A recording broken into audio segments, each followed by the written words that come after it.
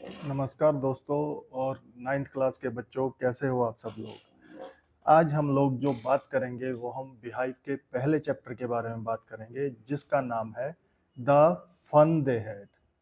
ये एक बहुत ही अच्छा चैप्टर है और इस चैप्टर के अंदर आपको फ्यूचर के बारे में पता चलेगा कि कैसे आगे चल करके फ्यूचर की बातें हुई हैं, कि कैसे आप लोग आगे चल करके रोबोट के थ्रू पढ़ेंगे। इस चैप्टर को जब आप पढ़ेंगे तो आपको लॉकडाउन की भी याद आएगी। वो क्यों याद आएगी? क्योंकि वहाँ पे भी कुछ-कुछ हम लोग फ्यूचर के तरीके से ही पढ़े थे, कि किसी ने भी नहीं सोचा था कि कभी ऑनलाइन क्लासेस भी लगेंगी, लेकिन उस समय ऑनलाइन क्लासेस भी लगी थी और थोड़ा बहुत आपको उस चीज़ का मालूम चल गया है। तो अब हम इस चैप्टर के बारे में पढ़ेंगे। इस चैप्टर के जो राइटर हैं उनका नाम है इसैक एसिमोव। ये एक अमेरिकन राइटर है और बड़े ही फेमस साइंटिस्ट भी हैं। इन्होंने 500 से ज़्यादा बुक्स लिखी हैं और ये भी उन्हीं की ही लिखी हुई एक स्टोरी है, जो कि स्टार्ट हो रही है फ्यूचर के अंदर। और कब हो रही है ये? 17 मई 2157 को। जो यहाँ का मेन कैरेक्टर है इस चैप्टर का, जो है मार्गी, उसने अपनी बुक के अंदर ये डेट लिखी है। यानी कि आज से तकरीबन 125 साल आगे के बारे में ये बात हो रही है। सोचो उस समय तक तो हमारा साइंस कितनी ज्यादा तरक्की कर चुका होगा कि रोबोटिक जो है वो टीचर हम लोगों को पढ़ाएंगे। लेकिन आप लोगों को मालूम है क्या, आज भी इंडिया के अंदर जो पहला केरला के अंदर एक रोबोटिक टीचर आ चुका है, उनको इन्वेंट किया जा चुका है। अब बात करते हैं इस कहानी की।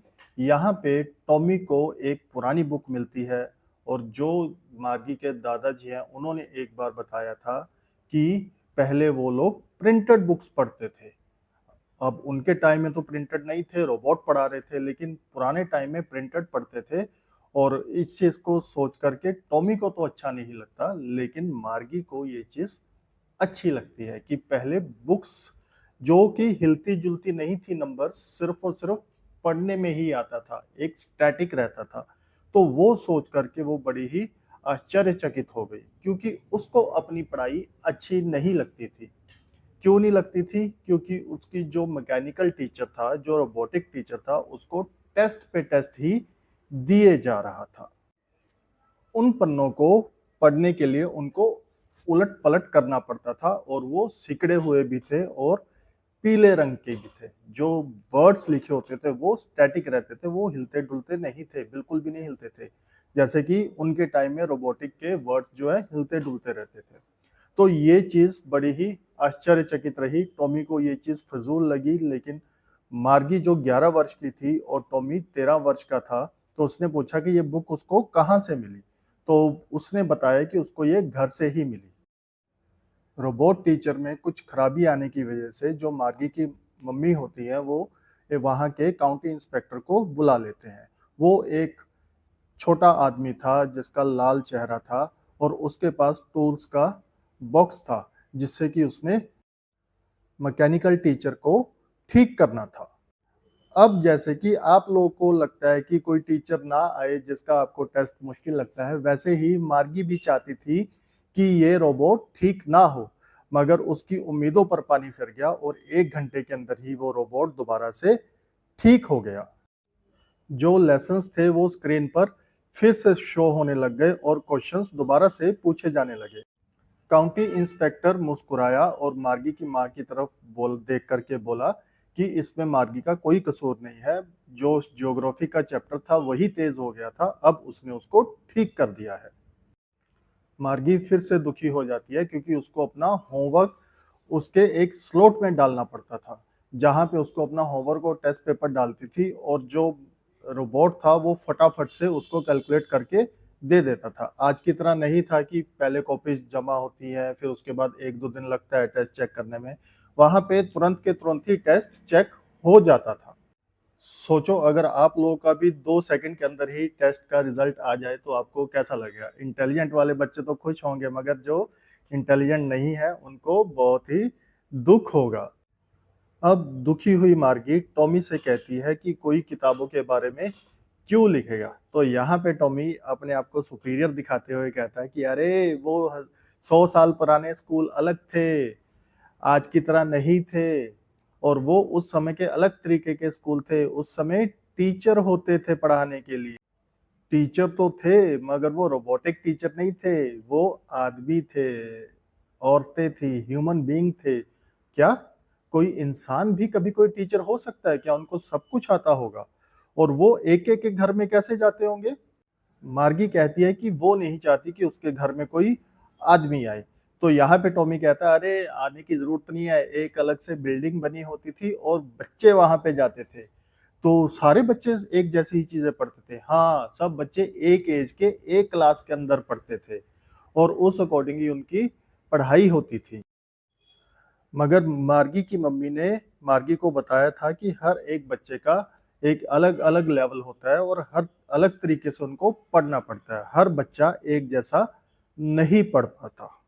इतने में मार्गी की मम्मी उसको बुला लेती है और वो को जाना पड़ता है क्योंकि टॉमी के भी स्कूल जाने का टाइम हो गया था।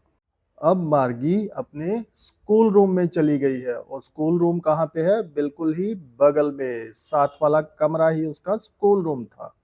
मार्गी के जो मैकेनिकल टीचर थे वो उनकी वेट कर रहे थे सेम टाइम पे। डेली सेम टाइम पे क्लास होती थी, सिर्फ सैटरडे और संडे को छोड़ करके। मैकेनिकल टीचर जो होते हैं वो मार्गी को पिछले दिन का होमवर्क जो स्लॉट होता है उसके अंदर डालने के लिए कहते हैं और मार्गी जो होती है बड़े ही अटपटे मन से इसको काम को करती है और सोचती है पुराने स्कूल के बारे में। वो सोचती है कि कैसे पुराने समय में उनके दादाजी के दादाजी अपना एंजॉय करते होंगे जब वो छोटे बच्चे होंगे, कि कैसे सब बच्चे इकट्ठे आते होंगे, सब हँसते होंगे, स्कूल के अंदर शरारत करते होंगे और कैसे सब लोग इकट्ठे ही क्लासरूम में बैठते होंगे।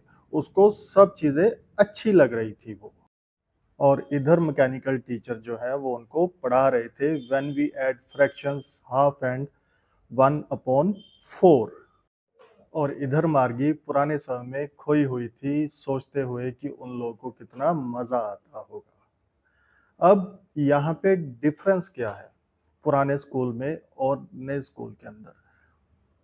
अब जो पुराने स्कूल है वहाँ पे सब बच्चे इकट्ठे खेल सकते हैं, उनका मानसिक विकास हो सकता है सबका इकट्ठे। टीचर्स डायरेक्टली उनसे इंटरेक्ट कर सकते हैं, हर एक बच्चे को पर्सनलाइज पढ़ा सकते हैं और मगर वहाँ पे जो एक रोबोटिक ट्रेनर होते हैं वो क्या कर सकते होंगे, उनमें जो डेटा फीड होगा वो सिर्फ उतना ही पढ़ा सकते होंगे, उससे ज़्यादा वो नहीं जा सकते। हो सकता है फ्यूचर में एआई ऐसा हो जाए कि जो रोबोटिक टीचर हैं वो भी बहुत अच्छा पढ़ाने लग जाएँ, मगर आज की तारीख में तो जो है, जो एक्चुअल टीचर हैं वही अच्छा पढ़ा पा रहे हैं और पढ़ा सकते हैं। इस पर आपकी क्या राय है? आप हमें बता सकते हैं और ये कहानी आप लोगों को कैसी लगी? अगर अच्छी लगी हो तो इसको लाइक कमेंट ज़रूर कीजिए और हमारे चैनल को सब्सक्राइब ज़रूर कीजिए। उम्मीद है इस कहानी को समझ करके आप जो भी है अपना इस सिलेबस को, इस चैप्टर को कंप्लीट करने में सक्षम होंगे। आप सब लोगों का बहुत-बहुत धन्यवाद।